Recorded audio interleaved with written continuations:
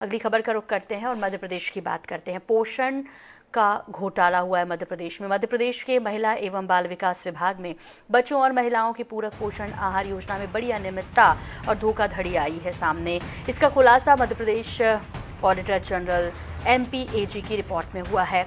महिला एवं बाल विकास विभाग ने 2018-21 के दौरान 2,393 करोड़ का 4.05 metric take home ration 1.35 crore लाभार्थियों को बांटा। टेक होम राशन की ऑडिट रिपोर्ट में सामने आया कि इसके परिवहन, उत्पादन, वितरण और गुणवत्ता में गड़बड़ी है। बच्चों और महिलाओं में पोषण की कमी दूर करने के उद्देश्य से पोषण आहार योजना के तहत बांटा जाने वाला टेक होम राशन बड़ी मात्रा में कागजों में बांट दिया गया। ऑडिट रिपोर्ट में ये भी सामने आया कि जिम्मेदार अधिकारियों ने बाइक, कार, ऑटो, टैंकर के नंबरों को ट्रक का बताकर 6 राशन बनाने वाली फर्मों से 6.94 करोड़ का 1,125.64 मीट्रिक टन राशन परिवहन कर दिया। डाटाबेस मिलाने के कागजों पर लिखे गए नंबर बाइक, कार, ऑटो और टैंकर के निकले।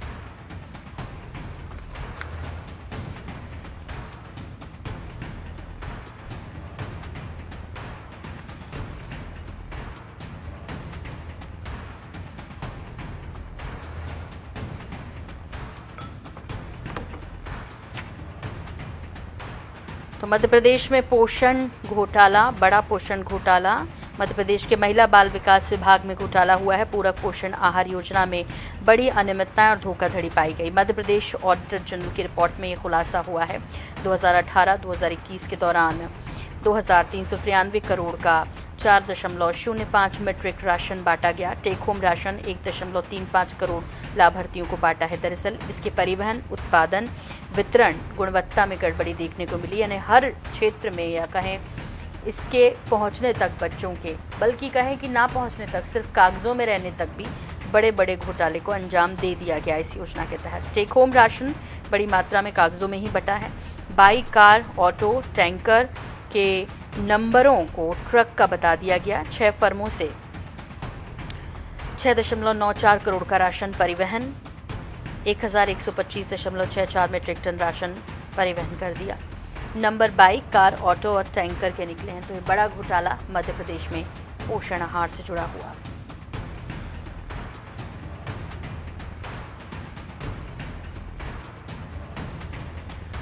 बिना सर्वे के ही हितग्राही बना दिए गए। विभाग ने स्कूल नहीं जाने वाली छात्राओं की संख्या का बिना बेसलाइन सर्वे कर ही राशन बांट दिया। हद तो ये कि विभाग ने स्कूल शिक्षा विभाग के 9,000 किशोरियों की संख्या को न मानते हुए बिना सर्वे के 36 लाख से ज्यादा संख्या मान ली। यही नहीं, 2018-21 के बीच 48 आंगनवाड़ियों में रजिस्टर्ड किशोरियों की संख्या से ज्यादा 111 करोड़ का राशन कागजों पर बांटा है। बिना कच्चे माल के किया गया उत्पादन। टेक होम राशन के उत्पादन वितरण के रिकॉर्ड में भी गड़बड़ी मिली। ऑडिट में सामने आया कि उत्पादन के लिए कच्चा माल, बिजली की खपत की तुलना में राशन का असंभव उत्पादन किया गया। इसमें 58 करोड़ का नकली उत्पादन किया गया। 6 फर्मों में गड़बड़ी पाई गई है, कागजों में सप्लाई हुई है। इसमें धार, मंडला, रीवा, सागर, शिवपुरी में गड़बड़ी मिली है। यहाँ चालान जारी करने की तारीख पर टेक होम राशन के स्टॉक में अनुपलब्धता होने के बावजूद भी 4.95 करोड़ कीमत का 822 metric ton take home ration supply कर दिया गया। हमारे विशेष संवाददाता अनुराग मालवीय इस खबर पर हमारे साथ जुड़ गए हैं। अनुराग, ये बड़ा घोटाला है, हालांकि ये उम्मीद नहीं की जा रही थी। जिस तरह से मध्य प्रदेश में किशोरियों की बात की जाती है, बच्चों की बात की जाती है, उनके पोषण या कुपोषण के दूर करने का लक्ष्य लिया गया है। बड़ा घोटाला 2018-2021 के बीच। निश्चित रूप से एक बहुत ही बड़ा घोटाला है। जिस तरह से इसमें वितरण की बात आई है, जहां पर छात्र छात्राएं नहीं है, जहां स्टूडेंट्स नहीं है, जहां पर प्रोसेसिंग प्लांट है लेकिन जहां पर बिजली नहीं है वहां प्रोसेसिंग करवा दी गई। तो तमाम आंकड़े ये बता रहे हैं साफ तौर पे कैग की रिपोर्ट के कि एक बड़े स्तर पे ये घोटाला हुआ है और इसमें किस तरह से ब्यूरोक्रेसी हावी रही है इस पूरे घोटाले को लेकर, ये भी सामने आया है। हालांकि अभी इस पूरे मामले को लेकर राज्य सरकार की तरफ से अलग से कोई जांच की बात नहीं कही गई है। गृह मंत्री नरोत्तम मिश्रा का यह बयान जरूर आया है कि कैट की रिपोर्ट आखिरी रिपोर्ट नहीं होती, वो एक इस तरह से बताया जाता है कैट की रिपोर्ट को, जैसा कि सरकार ने कहा कि वो जानकारी उपलब्ध कराई जाती है जिसमें संभावनाएं होती हैं। तो इस आधार पे कहीं ना कहीं फिलहाल बड़े घोटाले को खारिज करते नजर आए हैं गृह मंत्री, लेकिन देखना ये होगा कि किस तरह की जांच आगे होगी कैट की रिपोर्ट के आधार पर। जी जी बिल्कुल। अनुराग, लेकिन जाहिर तौर पर इसके बाद ये सवाल ज़रूर उठते हैं कि किस तरह बाइक, कार, ऑटो, टैंकर के नंबर जो हैं वो ट्रक के बता दिए गए, कागज़ों में इतनी बड़ी सप्लाई हो गई। ये तो जाहिर बात है कि भले अब कोई भी इस बारे में अभी अपना आधिकारिक बयान दे, लेकिन कहते हैं कि जहां आग होती है वहीं धुआं होता है। बिल्कुल, निश्चित रूप से इसमें तो बहुत साफ है।